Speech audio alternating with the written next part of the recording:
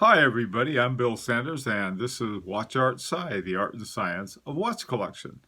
Today what we're going to do is we're going to look at Andy's collection, and I think you're going to find this collection to be a number of things. It's going to be wonderfully informed, I think. I think Andy is a very sharp collector. And I think you're going to find some surprises. At least I did. So let's take a look at see what he's got. Now we're going to start. By the way, too, Andy sent me these pictures of all different sizes and everything, but I had to sort of get things down to a certain length, so I wasn't able to do everything I wanted to do. Okay, so let's take a look at this.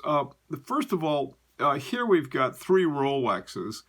We have the big one is Daytona, and it's just a beautiful one. That was how come I had it blowing up. And these are three watches I like a lot. The Rolex GMT Master 2 with the Pepsi bezel. That's a very cool one. That was one of the ones I was thinking about getting for when I was looking at a GMT. Even better is a Rolex Explorer 2 down on the right down there, the polar version. Now this one is definitely in terms of the GMT. The reason I like that particular one, I like the polar dial on it better than I did the dark one. It's just easier for me to read, so it's nothing else. Okay, let's see what else he's got here.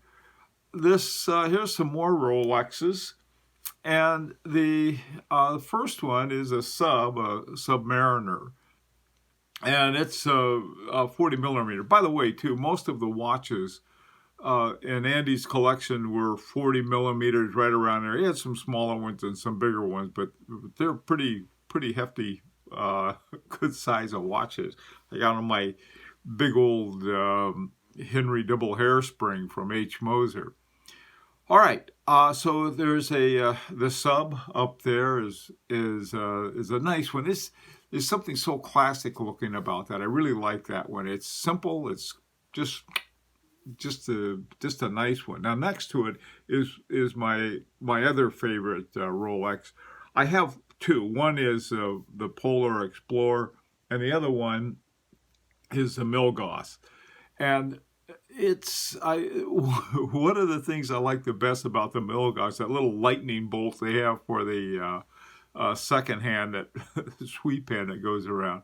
That's just a cool watch. I like the looks of it. I like the concept of it too, a Milgauss, of the 1,000 Gauss, that it won't bother it. All right, now at the bottom down there is an Omega Speedmaster Professional. What a classic addition to this collection. I mean, here you have just about every classic Rolex, and then you have probably the most iconic and most classic of all of the old Omegas. I call them Omegas, but I think they're pronounced correctly is Omega. Okay. Let's go on to the next group. Here we get into Seikos. What a Seiko collection this is. The first one is a Grand Seiko High Beat. Now, High Beat has that 36,000 beats per hour. That is a very, very high beat. And the thing about a high beat, higher the beat, the more accurate you can get, because you can divide up those beats into finer parts and get more accuracy. That's why quartz watches are so incredibly accurate. I forgot they got a jillion beats a second. They have a lot more than you have with mechanical watches. Mechanical watches I like them better. Okay, now the one up in the upper right corner is one of the early Seikos, and I really like the looks of it. There's something that It's a Grand Seiko. It's one of the early Grand Seikos, but it's such a good example of Seikos. It's also one of Andy's favorite as well. It's 38 millimeter, and which is a little smaller than some of the other ones, but that's okay. 38, I'm fine with 38 millimeter. In fact, I the range between about 37 and 42 I'm good with. But actually, I have some smaller ones too that I'm happy with. I have a Patek Philippe at 32.5. I mean, that thing is really small, but it looks fine. Anyhow, okay, well, those are the first three Seikos. And at the one at the lower right is another high beat, and another beautiful dial on that thing. It's got the date with it. Now, this next set of Seikos is really interesting. Oddly enough, the one that I found most interesting, most people probably wouldn't think too much of. First of all, up in the upper left up there is the Grand Seiko High Beat GMT. And that's really a beautiful watch. It has sort of a brown-orange color to it, and it's really a very dramatic-looking watch. The big blue one over on the right side, that's just a really classic-looking watch, and I like blue dials on watches. The only problem I have with blue and black dials is unless they're well set up, they're a little hard for me to read sometimes. All right, now in the lower left, that the silver one down at the bottom down there, it's quartz.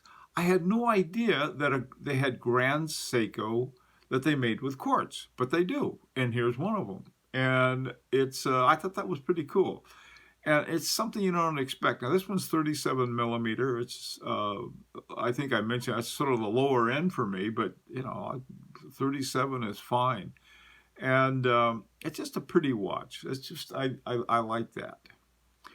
All right, Andy's next group of watches, suddenly we make a big switch. Here we had all these Rolexes and all these Seikos. And when I was first looking at Andy's collection, I did it in the sequence that he had. He had Rolexes and Seikos, and I was thinking, well, those are nice watches, but there's not much variety. Well, fortunately, as I went on, there was this wonderful variety. I mean, really nice variety. First of all, and iconic watches. You have the Audemars Piguet Royal Oak. And this one is such a classic Royal Oak. It's the kind I like the best. They must have made, I don't know, 100 different types of Royal Oaks. But this is, I think, is pretty close to the original, and I really like the looks of it. 41 millimeters, that's one of the hefty ones. Next to it is a Jaeger-LeCoultre duometer Quantime Lunaire. It's got a moon face. Now that watch is really a beauty. I looked at the full size of that. That watch is just a gorgeous watch. It's another one I like. Okay, at the bottom left, at the bottom you have two Glashütte originals. On the left is the Senator. Classy looking watch. Love that watch. It's just, I like the numbers and the way it's, the font that's used in the numbers. That watch is really neat. It's called a Senator Excellence, and it is excellent. Next to it is probably what has become one of the favorite of all of the Glashütte originals, and that's the Panerai Reserve. Well, actually, there's a couple. I think there's one that's called the Panerai Lunar too, which is a moon phase. I like the Panerai Reserve because I love power reserve indicators. This one has a power reserve indicator, but it's on the back. So I got to take my watch off every day when I get up. Got to check the old power reserve and see if I have to wind it or not. And so this one has that, and I like that a lot. And both of these on the bottom, especially the one on the left, are black dials that I can read easily. I mean, all I need with a black dial is some good lume or some good contrast, and they're fine. And both of these have that. Okay, now this next one is this. Oh boy. Nomos has a group of watches they call haute horologerie, and they have a tonneau shape, and then they have a round one. This is a round one, and they call it the Nomos Lambda. Lambda is actually, I thought that was the name of the movement. What a movement that thing is! It looks like the kind of thing you'd find in an Ilonga.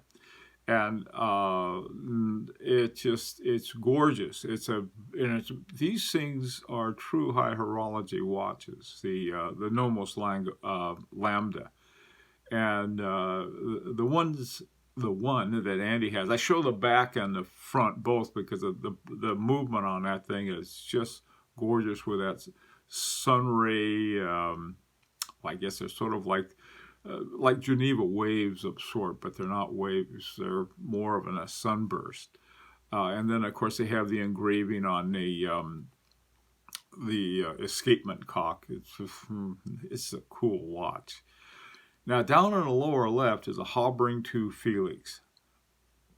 I have one, and I love them.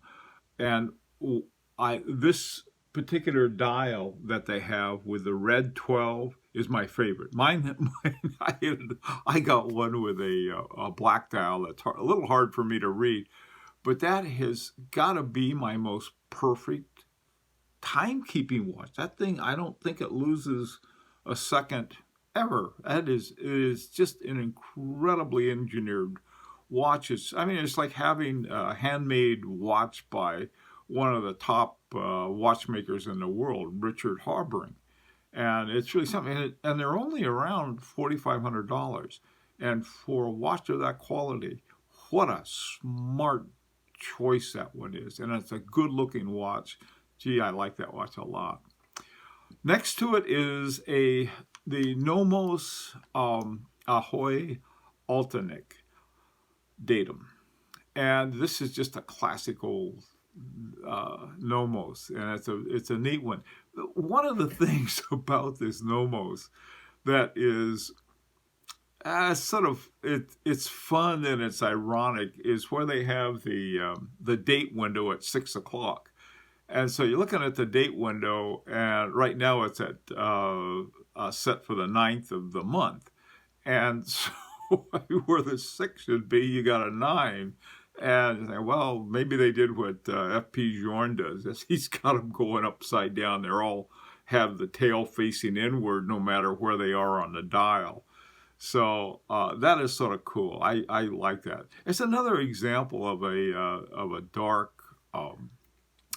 dial that's easy to read the dial markers on. Okay, next are some of the nicest Panerai. I'm not a fan of Panerai, I admit it, not because I don't like the looks of them. Every now and then they put in a surprise movement. I don't like that. That's not the case. These are a couple really big ones. I mean, very big. First of all is the Panerai Luminor Dewey 3 days. And this one it reminds me a little of the kind of dial that H. Mosers have, sort of the satin dial, and then when the light shines on them, they make bows. Same thing with a Beauvais. You shine a light on it just right, and it comes up with a bow like that one has. Now, the one next to it is a giant radio mirror, and another Panerai, 45 millimeters. That's a big watch.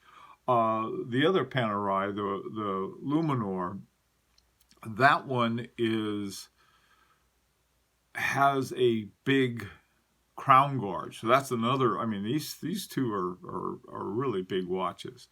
But as far as Panerai go, I like both of them. I really do. And again, here you have one that's a very dark blue dial and another one with a black dial, clear as a bell to read. Great luminescence on both of them. Okay, now what I want to do for the final one is I want to go back to this Jaeger-LeCoultre dual meter Quantien Lunaire, just because it was so pretty. I thought, oh man, I got to have the big one of that so you can get a little better view of it. And it's got this on the dial. It has sort of like a, I don't know how to describe it, but it's sort of like the rich textured paper kind of dial on it, or even perhaps a little sand blasting, or just fantastic looking watch. So that would be the one that I would have. Okay, well, here's a guy that doesn't need a great deal of advice. And in terms of, well, what would you add to this collection? You've got great stuff. If you wanted to, I suppose a Patek Philippe or a Vacheron Constantin would sort of carry out your Holy Trinity. What I would suggest, though, is sort of the next step up. Go into some of the exceptional horology, something like an F.P. Journe or H. Moser, or one of those. Because I think it would. You have such a good collection. I mean, the collection is so good in the first place. Like I said, you don't need any advice from me. But if I had that collection, I think that's where I'd probably want to go. You might want to add something. You have the GMT watches, and those are fine. I'm just in the process of adding a travel time, and that might be something you might want to think about too, because there are a lot of different travel times. But as far as the collection is concerned, this one is just a knockout. I really like it, Andy. And for everyone else, if you have any ideas saying, wait a minute, I think this would really look cool in your collection. Now, let's hear your comments. And as always, I love to hear from you. And this is also an invitation to subscribe if you'd like. Okay, well, and until next Friday, this is Bill Sanders and Watch Art Sci, the art and science of watch collection. Hope to see you then.